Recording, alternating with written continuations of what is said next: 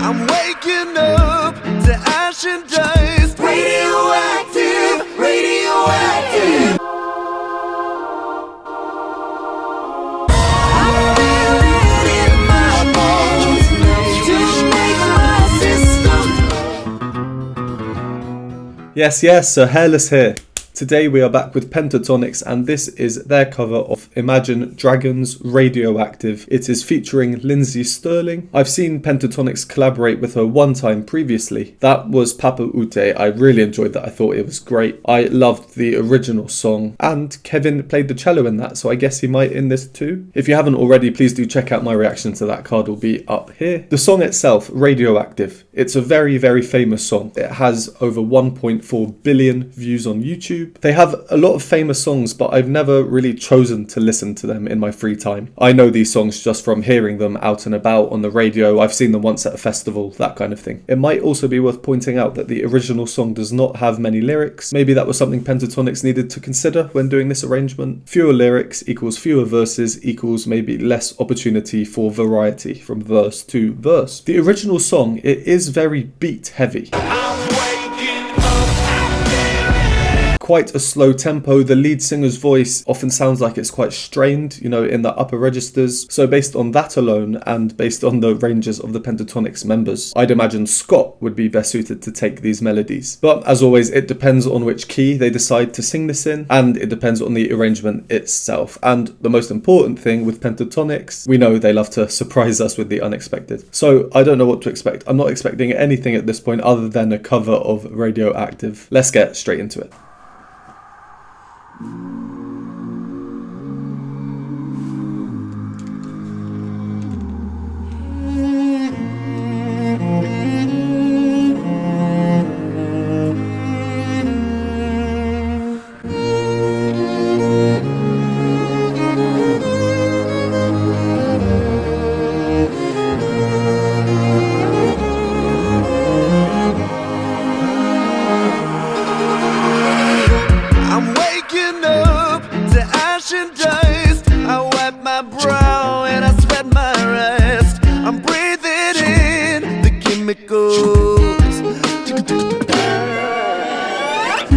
I'm breaking in, shaping up, then checking out on the prison bus.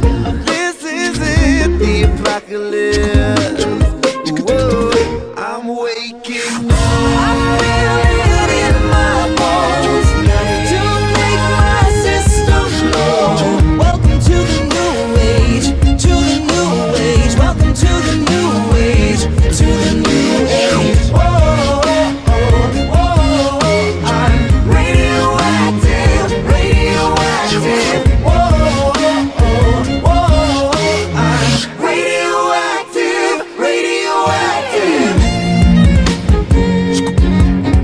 Okay, this one's quite cool. I think I'm going to do 3 pauses this time. Pentatonix these days are extremely strict with copyright, so I don't want to take any chances. Yeah, some cool things we're seeing here. Let's go over and analyse what we've heard. If you don't want to hear my analysis, go to the timestamp here. Okay, so first things first, the key. The original is in B minor. Pentatonix is in B flat minor. It makes it slightly lower, slightly less strain on the voices when they're singing higher up, as this is a song where the melodies do seem to be mostly quite high. It does also mean things are a tiny bit lower for Avi, but as we know, he can handle that. Also, this is just quite funny because for Papa Ute, it was the other way round. The original was in B flat, and they did it in B. Right, so the opening sequence. In the original song, that does contrast the rest of the song. The original has guitar strumming and nice plucking, creating this rhythmically diverse polyphonic texture. Pentatonix, however, opt for a more chordal approach.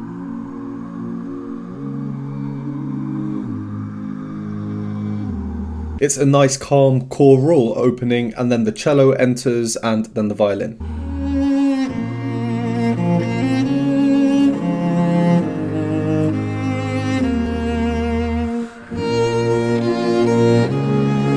Why I say it's the cello playing before the violin, even though we see Kevin not playing. 1, it sounds like a cello, and 2, we're going down to this note here. A violin's lowest note is typically here. It's funny because the other song I've heard them do with Lindsey Stirling, Papa Ute, the structure was the same. It started with a very, very calm opening compared to the rest of the song,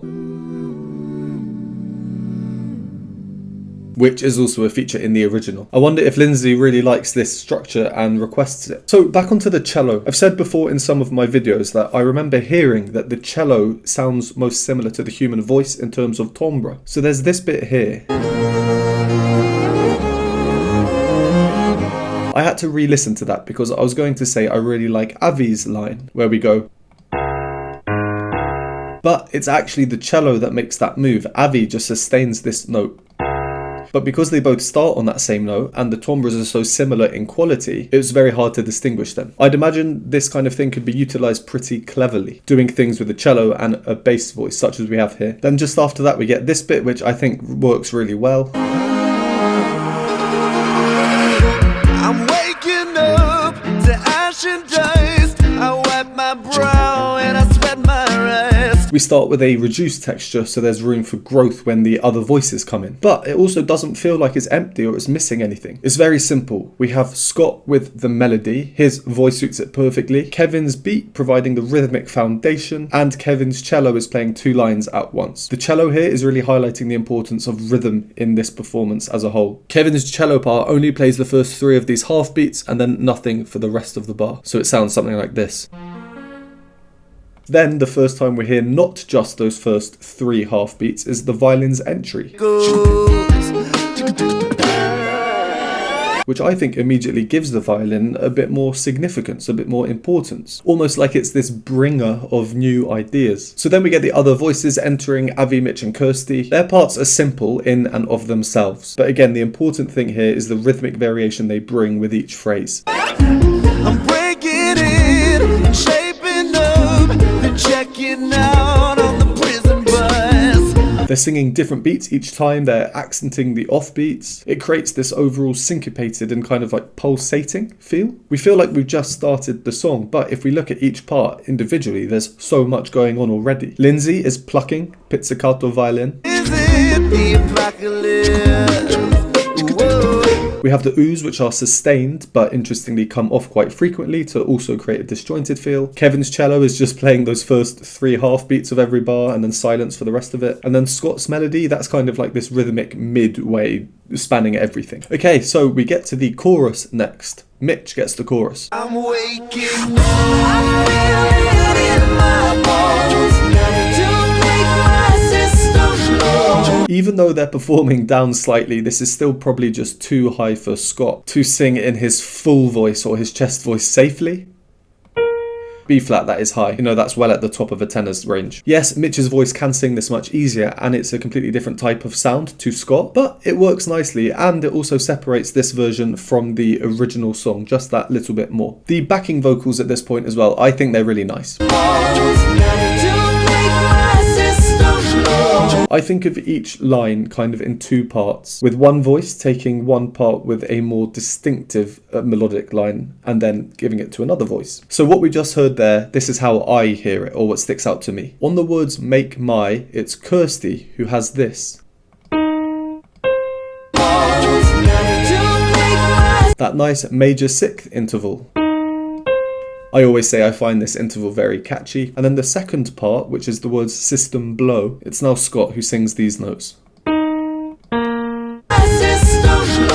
So if we look at these two parts together, Kirsty and Scott, they both start on the same note but move in opposite directions to notes that are close to each other but not quite the same. To bring Kirsty down, it's nice arranging. One has the idea of moving up, the other one has the idea of moving down, starting from the same point. And then we get the chorus bit, which is a repeated section, but then the second time round on the word radioactive, which is where we paused, everything cuts out except for the voices, which is true a cappella.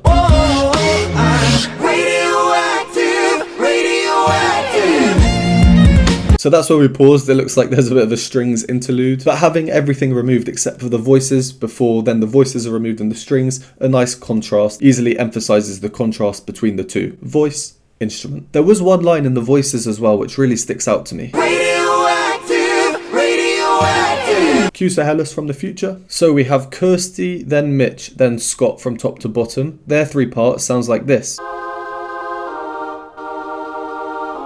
But there is a 4th part in there, which if we add it in, sounds like this. I've coloured it in red. We can see how it adds dissonance and that creates this kind of juicy sounding chord. Logically, we'd think it's Avi, but it's a bit high for him. Could be Kevin, or could be any of the parts, really. I guess this one will remain a bit of a mystery. Yeah, there's been a lot to talk about just from that opening third or so. Before we carry on, there's just one final thing. We often see how tight Avi and Kevin are together and how important it is that they are that tight together. Well, here's another example of that. There they have a hemiola. That's where in the space of 2 normal equal beats, you now have 3 equal beats. So instead of 1, 2, 1, 2, we get 1, 2, 3, 1, 2, 3. 1, 2, 3. Alright, let's carry on. Radioactive, radioactive.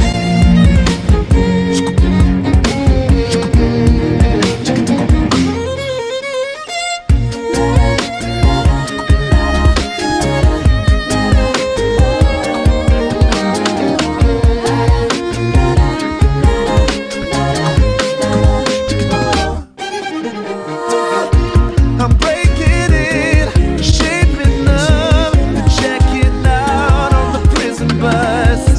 This is the apocalypse. Whoa, I'm waking up in my bones to make my system blow. Welcome to the new age, to the new age. Welcome to the new age, to the new age. I'm radioactive, radioactive. I'm radioactive, radioactive. All systems go. Getting carried away there. I think this is probably another natural pause point. Same place as last time actually, at the end of these a cappella radioactives. Just several things to say here and then we'll carry on. So from where we carried off, we got this nice string section.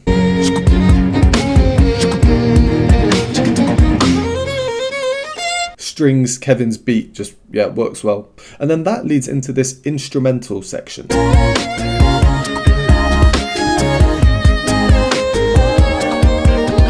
If this were completely a cappella, no instruments, I would call this the instrumental section because there's no lyrics and the voices are imitating instruments. Here, it's literally instrumental though because we do have instruments as well. It's weird how having some instruments there, the voices are suddenly kind of voices instead of instrumental voices like they otherwise might be. Works well together, they complement each other really well. And this section I just like for another reason. I see it as a few different entities that we have. They're all doing their own thing, but they're designed to create these cross rhythms with each other because they each have different rhythmic priorities within each of their own phrases. So we have Lindsay on the violin, that's the first entity. Then we have these la-las that are sung homophonically, so at the same time with the same rhythms. That's entity 2. Entity 3, Avi with his bass part. Entity 4, Kevin's beat.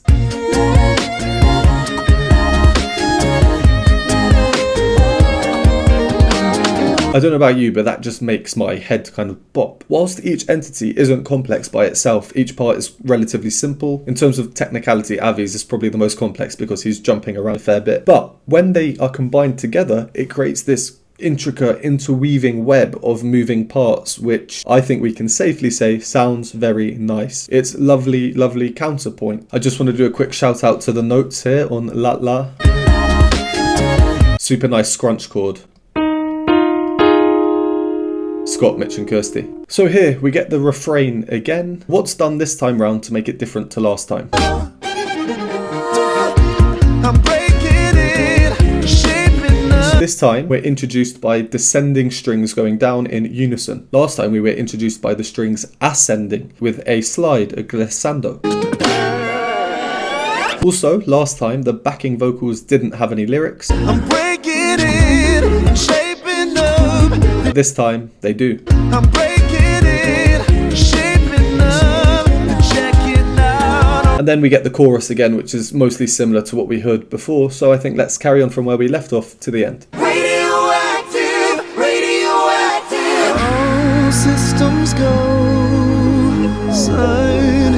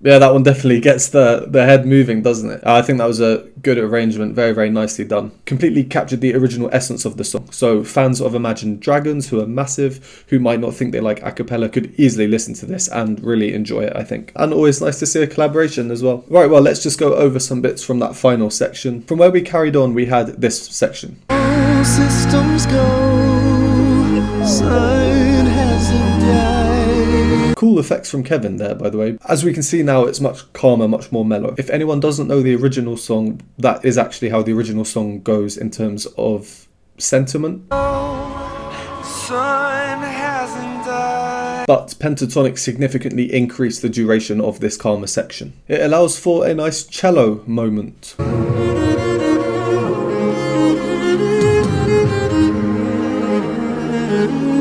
And the backing vocals calm, just like we saw at the beginning. Very, very similar actually, but now they're kind of up the octave. If we listen to the beginning again. And to further contribute to the overall feel here of calmness, serenity, Kevin is also doing some nice wind effects. A bit further on we then get a very standout moment. Textural layering. Kirsty comes in with this kind of belted high note and we're wondering, is it going to be repeated? It sounds like it probably should be repeated.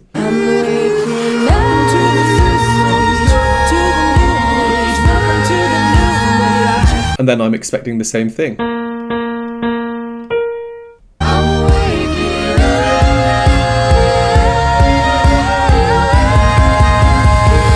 But no, we get this nice three-part homophonic harmony, Kirsty, Scott and Mitch. Slightly peculiar from a harmonic perspective, but only temporarily. For example, if we listen carefully to Mitch's part here, we'll notice how he moves in between Scott and Kirsty. Listen out for these notes by Mitch.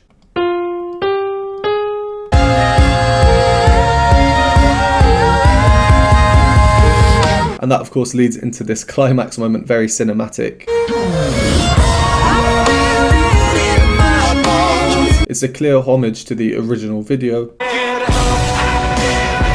And Lindsey has moved higher up in the violins register as well. Just adding to this climactic effect. And then to finish, instead of closing with a choral section similar to the opening, just like they did in Papa Ute, they instead go for a more primal feel. It's harmonically reduced, they're singing and playing in unison on the wah-ohs. The beat is now much more prominent and different as well. It sounds like they have claps in there now, which I don't think we've heard before. And then of course to contrast this, they end with harmony on the final Radioactive. No beat. So a nice little back and forth between unison and beat and harmony and no beat to finish up. Well, I won't repeat what I said earlier when it finished before we went over the final analysis, but overall I think rhythm had a huge part to play in this arrangement. Very, very important, and it definitely helped having some strings in there as well. We can move much more accurately and quickly using instruments than we can with the human voice. Nice arrangement, great performance, great video as usual, very interesting set location, popular song, and I think loads of Imagine Dragons fans would appreciate this cover as well. Thank you to everyone who recommended that, and thank you very much for watching. Would appreciate a like and subscribe and a comment, it really does help. If you enjoy my content, want to support me, vote on future polls, you can do so by joining the Patreon or YouTube memberships linked below, and I will see you next time.